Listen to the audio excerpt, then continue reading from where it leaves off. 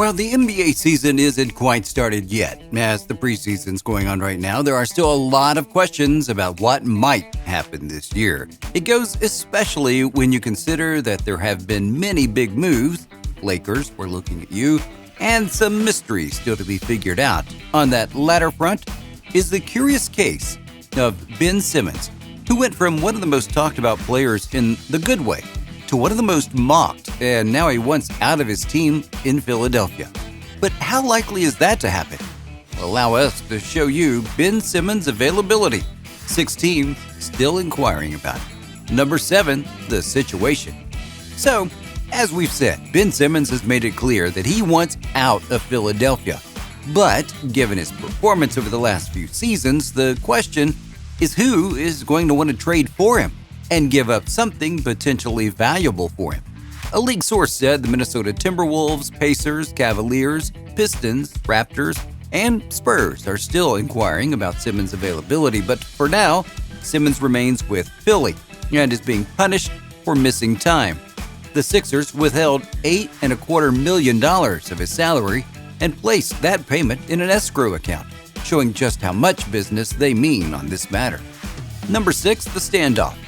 The Enquirer's beat writer explored the standoff in great detail, and here are some of the highlights. Simmons' desire to be traded was communicated to the front office just days after the team was eliminated from the playoffs. Paul told GM Elton Brand that his client wanted out 3 days after the Hawks bounced the team from the playoff chase. Brand then telling president of basketball operations Daryl Morey. When the Sixers asked why Simmons wanted out, Paul told them his client was mentally exhausted, says Pompey. Now, when Morey was hired last November, Simmons suspected he wouldn't be with the franchise long term. He was the centerpiece in trade talks with Morey's former team, Houston, in the Sixers' failed attempt to acquire James Harden. Simmons even went house shopping in Houston in anticipation of being dealt. Now, Simmons doesn't have any ill will toward his all-star teammate Joel Embiid, but believes their partnership on the court has run its course. Even if he does return to Philadelphia to rejoin the team, Simmons has no intent playing another game for the Sixers. So yeah, this has become something rather untenable. The problem is that while the two may want to get the best out of their current situation, that doesn't mean that other teams are going to be on board with that in their own way. Number 5, the failed trade. For example, the 76ers reportedly asked the Trailblazers for 3 first-round draft picks and 3 pick swap options as part of a trade package for Ben Simmons. The Shams Charania of Stadium and The Athletic reported details of the Sixers' proposal, which was rejected by the Blazers. Now, Simmons didn't report for the start of the 76ers training camp last month, and he made it clear he intends to never play another game for the franchise. That's according to Adrian Wojnarowski for ESPN. Now, both sides have continued to dig in their heels over the past few weeks. Simmons has remained away from the organization as it gets ready for the 21-22 season, while the Sixers front office has shown no signs it's willing to deal the 3-time All-Star for less than what it believes is fair market value, despite the potential to enter the campaign at less than full strength. Now, that hasn't been the only movement, though, about where he could go. Number 4, a Kyrie swap.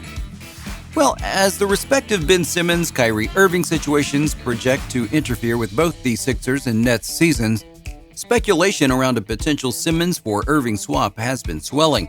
Yet, according to Mark Stein, there is no indication yet that the Sixers have an interest in exploring that trade. Stein reports that while such a deal does appear to be a solution for both sides, it's not as simple as that because there's a belief in some corners of the league that Irving would retire, or at least deeply ponder it, if Brooklyn suddenly traded him. In addition to that risk, Irving could also become a free agent next summer if he declines his player option for the 22-23 season. So forget how tantalizing it is to imagine Brooklyn adding Simmons' playmaking and defense, Stein writes. Does any of this sound like a palatable solution for Philly? It's clear that Morey feels no rush to make a move, says Stein. If there are any stressors making the Sixers uncomfortable while Simmons stays away and faces frequent salary deductions, they're difficult to detect. If you don't know what's going on with Kyrie, we'll help you out there. He's one of a group of players who's refusing to go and get the COVID-19 vaccine due to, well, it's Kyrie. You know, it's not a logical reason. The point is, due to his refusal to get the vaccine and the NBA's potential mandate that players need to follow the rules of states in terms of vaccinations, that means that Kyrie could miss 50% or more of his season due to not being vaccinated. So, Philadelphia trading for Irving would be an interesting thing, as they'd get a quality player to go alongside Embiid, and the Nets would get a player who's already vaccinated and wouldn't hold their franchise hostage like Kyrie is doing. Again. Number 3, the Kings. Some new information pertaining to the possibility of a Simmons to the Kings trade came out Friday in the Athletics Roundtable by experienced NBA reporter David Aldridge. In a roundtable, he mentions that Simmons would have no problem getting sent to the Kings in a potential trade. I've written this on Simmons to Sacramento before, and the rationale still holds. Simmons is an elite defensive player. He's an elite passer. He's got 4 years left on his deal. He would have no problem going to Sacramento, I'm told, so strong is his desire to get out of Philadelphia. And earlier this summer, reporting came out that Simmons was interested in coming to 3 different California teams, leaving Kings fans speculate that they were not on that list.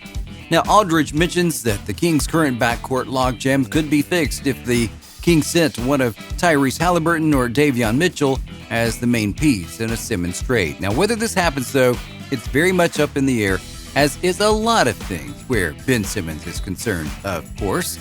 So, you might be asking, number 2, why are the Sixers asking so much for him? Well, the answer to that is pretty simple. The trust the process era of the Sixers is over. They don't want to trust the process anymore. They want results. Now, to be fair, they did make it to the second round of the playoffs under new coach Doc Rivers, and many feel like his leadership could be what leads the team to the next level. They were the number 1 team in the Eastern Conference last season, and though they lost in the semifinals, that was only after a 7-game series with the Hawks, one that obviously could have swung the Sixers' way should things have gone just a little differently. While Ben Simmons' ability to perform in the clutch has often been in doubt, the Sixers clearly feel that he's worth a lot, and thus, they're asking for a lot, too. Now, even if it's only draft picks. Hey, they're driven to go and get to that next level once again. A big piece to help with that was Doc Rivers, but if they can get a few more supporting players to help out Embiid, it might just be what they need to finish this team and get to the finals. The problem, though, is, number 1, potential deals. As noted at the top of the video, the Timberwolves, Pacers, Cavaliers, Pistons, Raptors, Spurs, they're all among the teams interested in maybe getting Simmons. But if you look at those teams and who they have and where they are right now, the Sixers aren't going to trade away Simmons for just anyone.